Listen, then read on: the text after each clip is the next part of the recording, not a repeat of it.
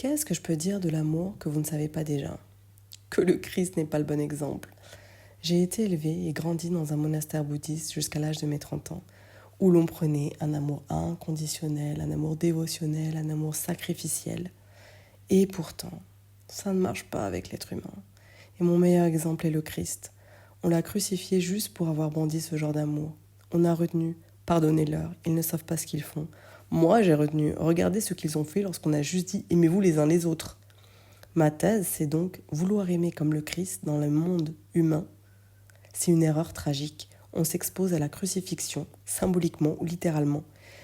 Mais d'abord, je m'autorise à expliquer mon parcours. Je me définis aujourd'hui comme mystique. Être mystique, ce n'est pas suivre un dogme ou une religion.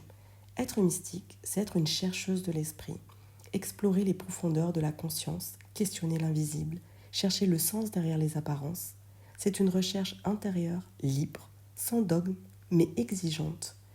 Une quête où l'expérience prime sur la croyance, où l'on observe, on expérimente, on transmute.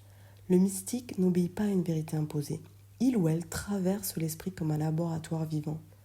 Mais comme la plupart des mystiques, j'ai été religieuse avant et j'ai suivi un dogme dont j'ai mis des années à m'en libérer. Il m'a été très difficile de m'autoriser ou même ne serait-ce que d'avoir l'idée de critiquer les préceptes bouddhistes ou d'autres religions. Au début, ça ne m'a même pas traversé l'esprit. Ils avaient forcément raison. Et puis un jour, m'est venue l'idée. Et s'ils n'avaient pas raison surtout? Et si je m'autorisais à avoir une pensée critique dessus?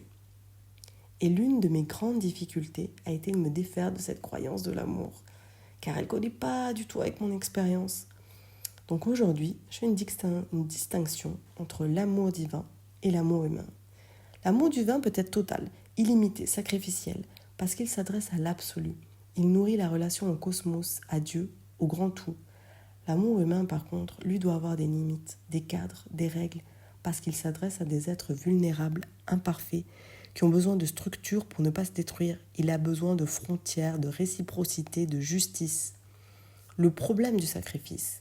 Quand on applique l'amour sacrificiel aux humains, on s'épuise, on se fait crucifier, on perd son axe.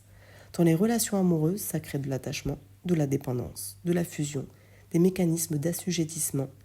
Quand la dévotion n'est pas équilibrée, elle peut se retourner contre la personne qui donne. Au lieu de créer un lien libre, elle génère dépendance et pression. Autrement dit, le don devient un levier.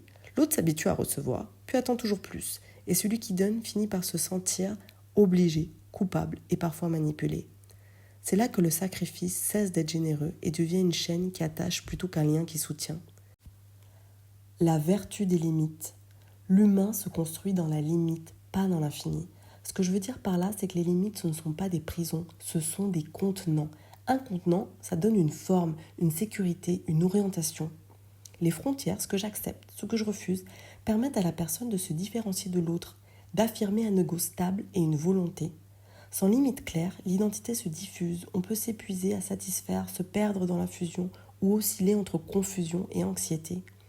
Les limites créent des contraintes et ces contraintes réveillent la créativité. Elles nous forcent à inventer des manières plus saines d'aimer. Autrement dit, on devient sujet dans des cadres, pas dans un vide infini où tout serait permis.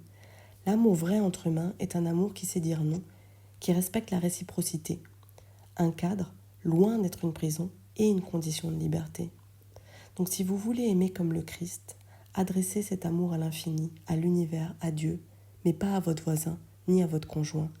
L'amour humain n'est pas moins noble parce qu'il est limité, au contraire, il devient plus juste, plus vrai, plus incarné.